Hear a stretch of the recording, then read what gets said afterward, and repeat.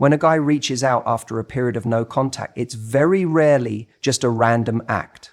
There's usually a deeper motivation behind it. One of the biggest reasons, and you might not like hearing this, is that he's trying to find out if he still has access to you.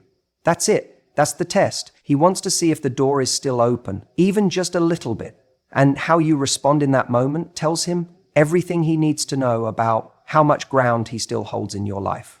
Now, he might not even be consciously aware that he's doing this. A guy won't sit there thinking, let me check if she's still into me. But what does happen is this instinctive pull to reach out to test the connection.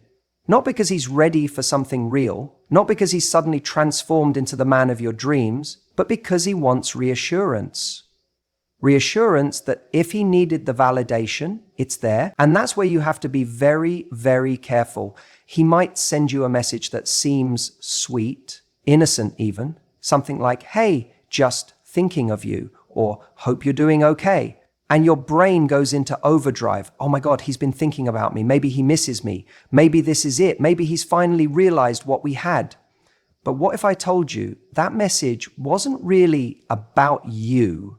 But what if it was more about him, about his ego, about calming the discomfort he's feeling because for once you're not available on demand? That's what makes this moment so dangerous, because the test isn't always obvious. He's not going to say, I'm just checking if you still care about me. He's going to wrap it in casual, friendly, or even flirtatious language. And if you respond immediately, if you sound too enthusiastic, if you open the emotional floodgates, he gets what he came for, confirmation that you're still there. But here's the twist. He might not do anything with that information. He might disappear again right after. Why? Because his goal wasn't to reconnect. His goal was to know he could. That's what access is all about, emotional access. Does he still have your attention? Does he still affect your day? Can he still get a response? If the answer is yes, he walks away with a confidence boost while you're left wondering what just happened. And in that moment, you might even feel worse than before he reached out because it's confusing. It gives false hope and it reopens a door that you were just starting to close. The truth is, some people thrive on knowing they still hold power in your life, even if they have no intention of stepping back into it. Even if they've already shown you they're not capable of giving you what you deserve. They don't want the relationship, but they don't want to lose the option. And that's where you need to be grounded. That's where you need to pause and ask yourself, why is he reaching out now? Has anything actually changed? Is he asking for something real, or is he just looking for a hit of reassurance? Because when you don't answer immediately, when you don't jump back into that dynamic like nothing happened, it shifts something. It shows him that access to you is not free anymore, that you're not on the shelf waiting to be picked up again, that you have standards, that you're not interested in being someone's emotional backup plan. And that right there, that's where your power is. Let me be clear. This isn't about playing game. This isn't about ignoring someone to get revenge or trying to manipulate the situation. It's about honoring your progress. You went no contact for a reason. You created space for a reason, whether it was to heal, to gain clarity, or to protect your peace. That choice was a statement, I matter too. So when he tests you, don't treat it as a compliment. Don't treat it as proof that he's suddenly become what you always wanted. Treat it as information. Is he showing up differently, or is he just showing up with the same energy in a new disguise? Because the truth is, if a man truly wants you back, if he's serious, he won't test you. He won't send vague messages or half-effort pings. He will show up consistently, clearly, respectfully. Anything less is noise. And sometimes silence is the most powerful response you can give to noise. That's when he'll realize access to you has to be earned.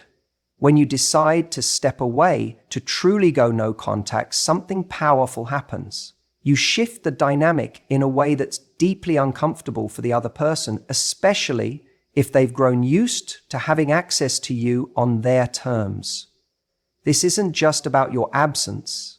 And often when a guy reaches out after a period of no contact, it's not just because he misses you. It's because he's reacting to a loss of control. Let me explain. Control doesn't always look like manipulation. Sometimes it's subtle.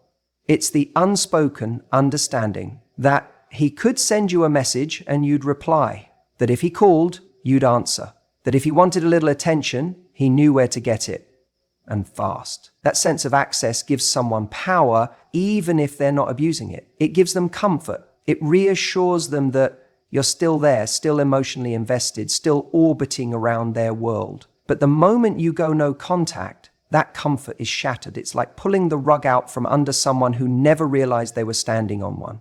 You stop showing up, you stop initiating, you stop responding. And suddenly, they're left with a silence that forces them to feel something they hadn't had to confront before: uncertainty. Uncertainty is uncomfortable, especially for someone who's been in control of the emotional rhythm between you both. It makes them question things. Wait, is she really gone? Did I mess this up more than I thought? What if someone else has her attention now? The guy who was once complacent now finds himself trying to decode your silence. And that's a shift in power. This is why you'll often see someone reach out after a period of no contact, but not in a deeply vulnerable or meaningful way. It might be something casual, a random meme, a "hey, saw something that reminded me of you," maybe even a lazy "you good?" Don't mistake this for genuine reconnection. This is a test. It's a temperature check. It's not about love or growth. It's about whether he still has access to the comfort he lost. If you reply right away, if you fall back into the rhythm he remembers, he gets his answer. Ah, she's still there. And once that reassurance lands, he might go quiet again. You've just passed his test. And that means, in his mind, he can still influence your emotions without needing to show up differently. But if he reaches out and you don't respond, or you respond in a way that's neutral, self-assured, maybe even a little indifferent, he starts to feel the impact of losing real influence over you.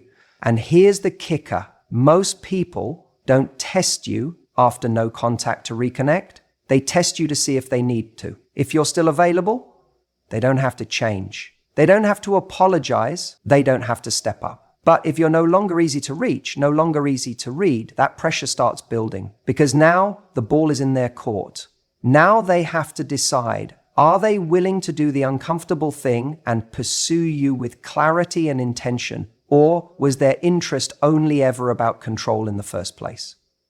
There's a huge difference between someone missing you and someone missing the feeling of you missing them. That second one, that's the kind of ego-driven connection that leads to breadcrumbs, half efforts, and the emotional tug of war that leaves you confused and depleted. But when someone misses you for real, when the loss of control leads not just to discomfort, but to self-reflection, that's where the dynamic has a chance to change. That's when you find out what he's truly made of. Because a man who genuinely wants you back doesn't just test the waters, he jumps in fully. He reaches out with clarity, he shows up with effort, he communicates with purpose. There's no vague texting, there's no games, there's no attempts to make you do the work for him. No contact is a mirror.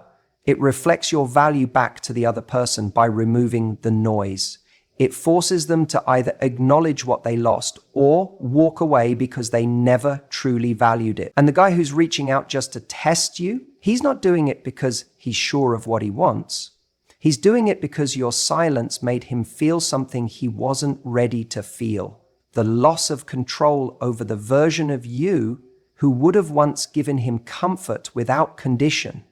That's the test you don't see. And the truth is, when you pass his test, by not reacting the way he expects, you're actually giving yourself the ultimate power. You're telling yourself, I won't settle for breadcrumbs. I won't respond to confusion. I won't allow someone to stay emotionally close while remaining romantically unclear. And that's how you stop attracting games and start attracting something real.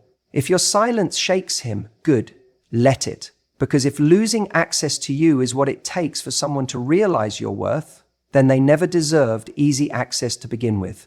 Let silence speak louder than your words ever could. You know what's interesting? Time and silence, two things we often underestimate.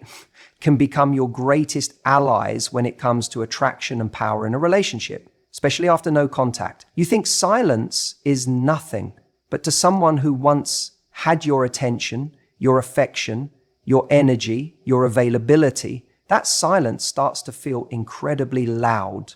People don't start off missing you the moment you walk away, not always. Sometimes at first they feel a sense of relief, especially if things got heavy, confusing, or emotionally charged. They might feel like they've regained control or freedom. They might even feel justified in stepping back. But here's the twist. Give it time, and suddenly what once felt like freedom begins to feel like a void. That's when curiosity creeps in. They start to wonder what you're doing, who you're with, if you're even thinking about them anymore. See, when you were present, consistently responding, reaching out, initiating plans, there wasn't a lot left to their imagination.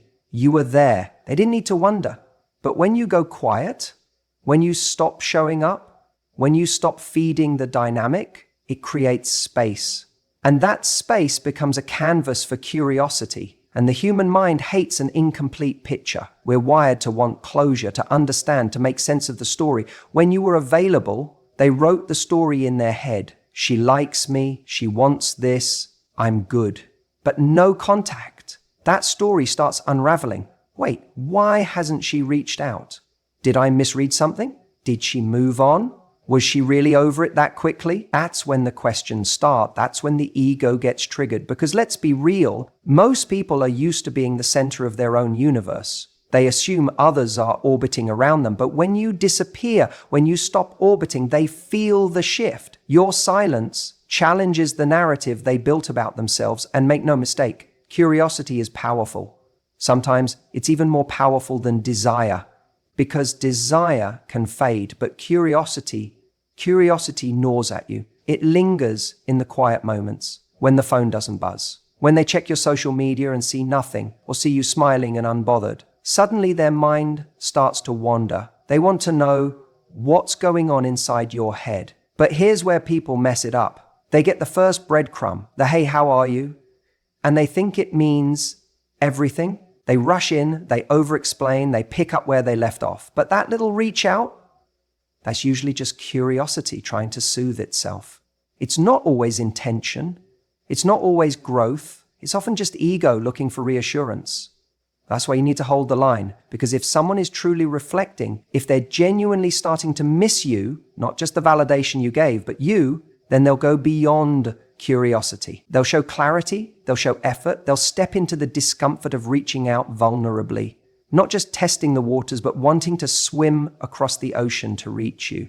Time and silence give people the space to ask themselves important questions. Not just, do I miss her, but why did I let her go? What did I overlook? Who was I, and who do I want to be now? But they can only ask those questions if you're not right there, filling the silence for them. Because if every time they miss you for a second, they can text you and get a quick hit of your energy, they never have to miss you fully. They never get to feel the weight of your absence. And if they don't feel the weight of your absence, they don't realize the true value of your presence. So when someone reaches out after no contact and you wonder, why now? Understand this. It's not always a sign of realization. Sometimes it's just a sign of discomfort, of unease, of curiosity that couldn't stay quiet. But if you hold your ground, if you maintain your standards, if you don't rush to soothe their momentary confusion, then you give space for something deeper to emerge. Because that curiosity, left unanswered, can evolve into appreciation, into reflection, into real growth. But only if they have to sit in the silence long enough to feel it. Only if they feel the gap between who you were when they had you and who you are now, standing strong in your power. That's the beauty of silence. It tells a story. It says, I don't chase, I choose.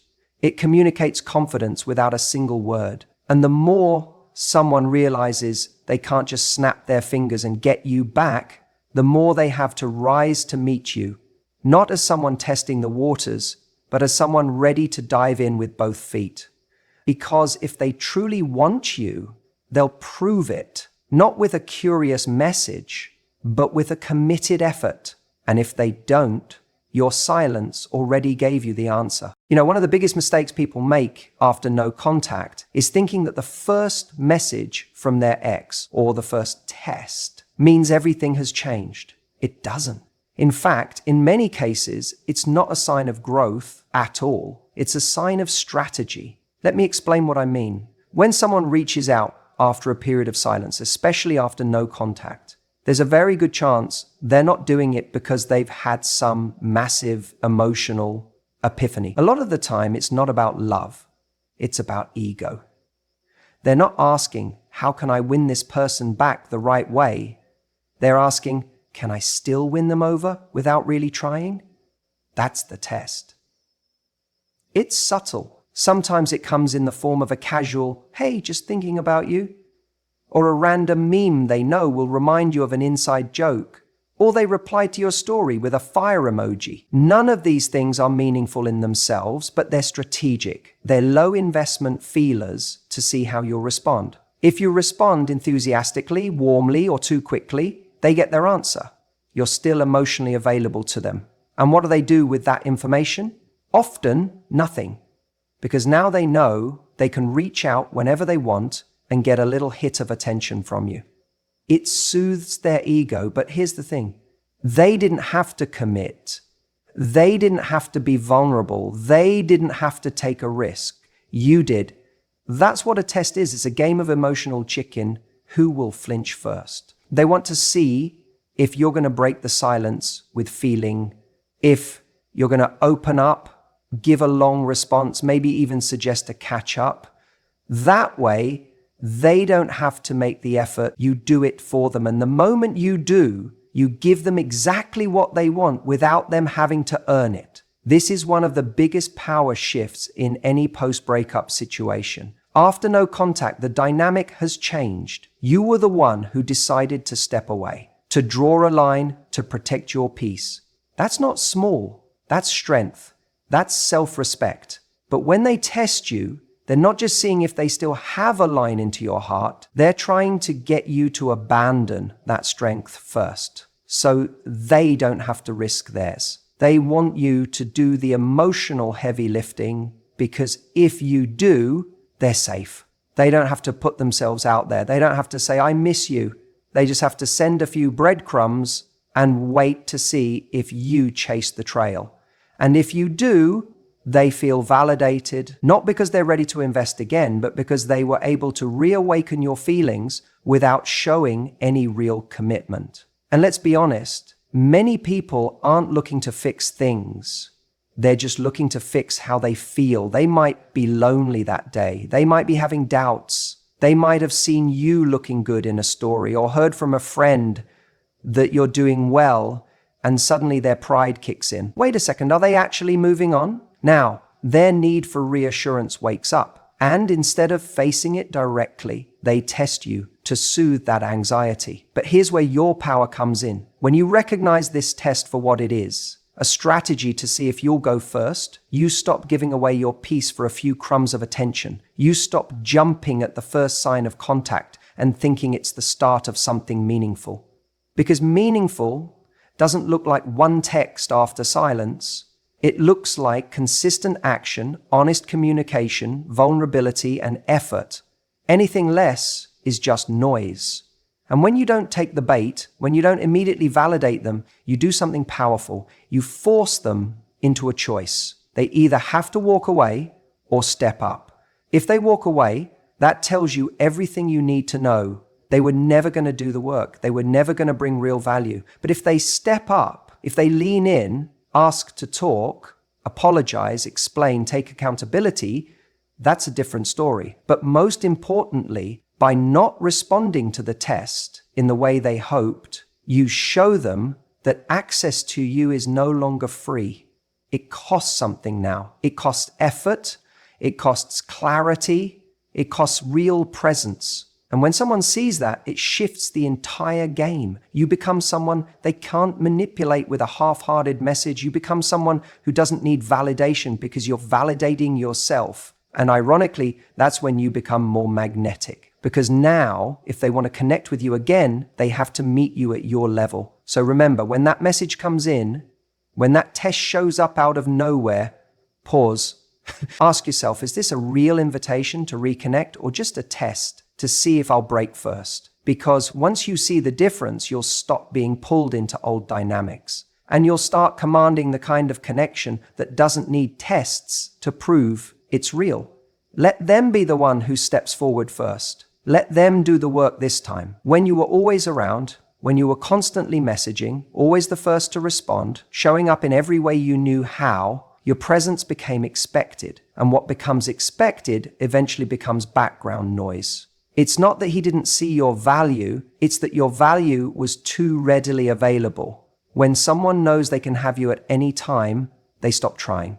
They stop showing up. They stop earning your presence. But the second you take a step back, truly step back, something changes. That silence, that space, it speaks volumes. And suddenly, your absence carries more weight than all the words you ever said, all the affection you ever gave. Because now, he's not getting your energy, he's not getting your effort, and he can feel it. There's no more validation coming through the phone, no more reassurance that you're still there, still waiting, still hoping. You see, there's something about human nature that makes us respond more to loss than to gain. We only tend to realize what something meant to us once it's no longer available. When someone pulls back, it creates a vacuum, and that vacuum is felt most by the person who used to receive the energy you used to give. He may not have consciously taken you for granted, but now that you're not there, now that your light isn't shining in his direction, he notices the darkness. That absence forces him to recalibrate. He starts questioning things. Why haven't I heard from her? Has she moved on? Was she more valuable to me than I realized?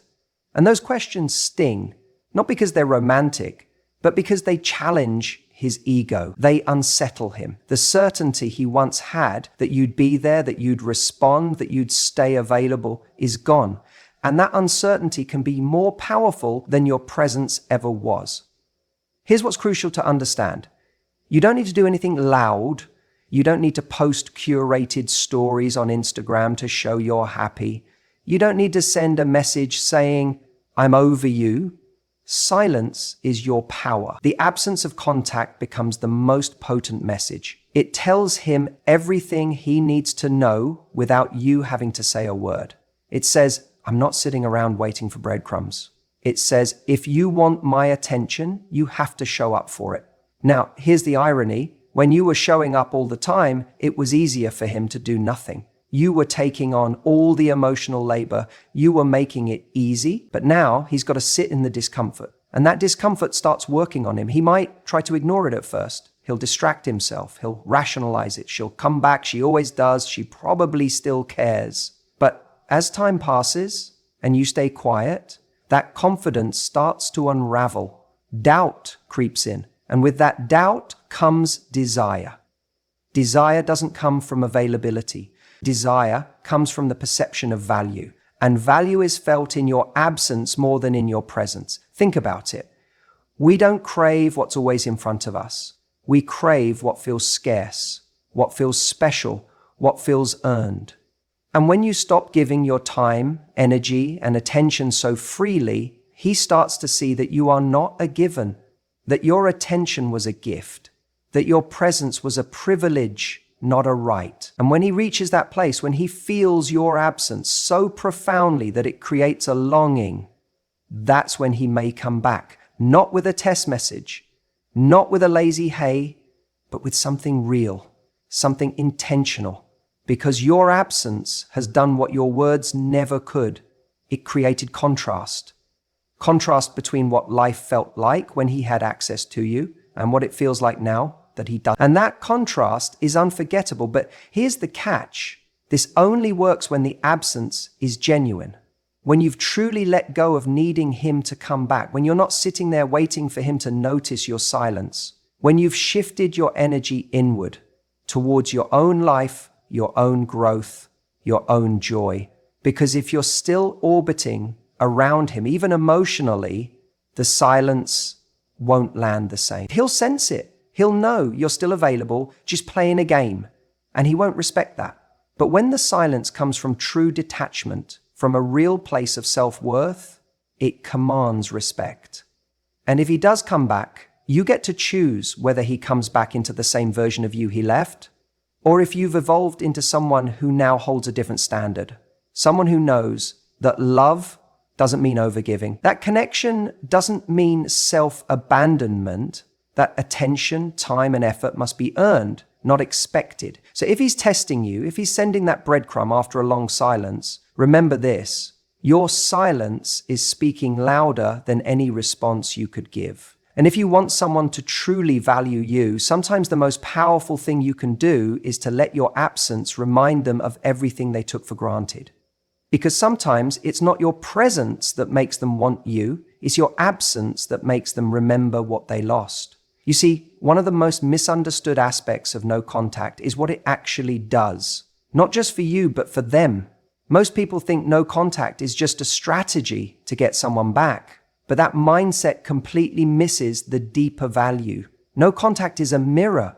It's a pause that allows both people to see clearly, to feel what life is like without the other. And while it helps you regain your center, your dignity, and your peace, it also forces him to sit with the reality of losing you. Here's what's fascinating. When you remove your energy, your availability, your constant reassurance, it creates contrast. And contrast is everything in attraction. You cannot value warmth without knowing what cold feels like. You don't recognize light unless you've sat in the dark. In the same way, he doesn't realize what your presence meant until he's confronted with your absence. In the beginning, he might feel relief. He might think, oh good, she's not texting anymore. I've got space now. He might even interpret your silence as indifference. But that silence grows, and with it, so does uncertainty. He starts wondering, wait, why hasn't she reached out?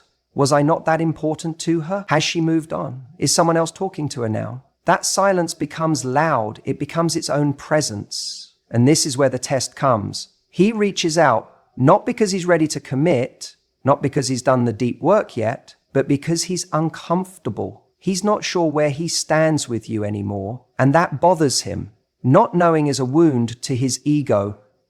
He wants to know if the door is still open. He wants reassurance. But here's the kicker. No contact also gives him time to reflect. And if there was real substance in your connection, if there were moments that mattered, things he hadn't fully processed, emotions he buried in the name of not ready or needing space, then this silence invites those memories to resurface. See, when someone has constant access to you, they don't have to evaluate what they truly feel. You're always there. They don't question your presence because it's guaranteed. But once it's gone, once you're no longer in their inbox, liking their posts, replying to their stories, or picking up their late night calls, now there's space. And in that space is where realization is born. He might replay conversations in his head. He might think about the way you looked at him when you were trying to believe in his potential. He remembers the effort you made, the patience you showed, the energy you gave without keeping score. He begins to see the moments he took for granted. The things he brushed off as normal suddenly feel significant. And if he has any emotional maturity, that silence can become a powerful teacher. It teaches him that good people don't stick around forever when they're not being valued. It teaches him that the connection he had wasn't common. It was rare. And it teaches him that someone like you, someone with standards, won't wait forever. That's when he wants you again. Not out of boredom, not out of loneliness, but because he's felt the loss. And if he's grown enough during that time, that want may come from a more grounded place, less about testing the waters, more about building something real. But here's what you have to remember. The silence will only teach him something if you stay in it long enough. If you break it too soon, if you respond to his first breadcrumb text, if you meet him halfway before he's done any real introspection, you rob him of the chance to feel the weight of your absence. No contact isn't a punishment, it's a boundary. It says if you're not going to step up, then I'm going to step back, not to make you chase, but because I refuse to pour into something that's not pouring into me. And if he reaches out after that, really reaches out, not just testing, not just poking, but showing up with clarity, with intent, with the kind of energy that says, I see what I lost and I'm not here to play anymore. Then and only then does it make sense to open the door a little. But if he's only testing, if he's only flirting with the idea of you without actually choosing you, don't confuse curiosity for commitment. Because someone who genuinely values you won't need multiple tests. They won't play games. They'll come correct. And if he doesn't, that silence wasn't wasted time. It was your greatest filter. It told you everything you needed to know.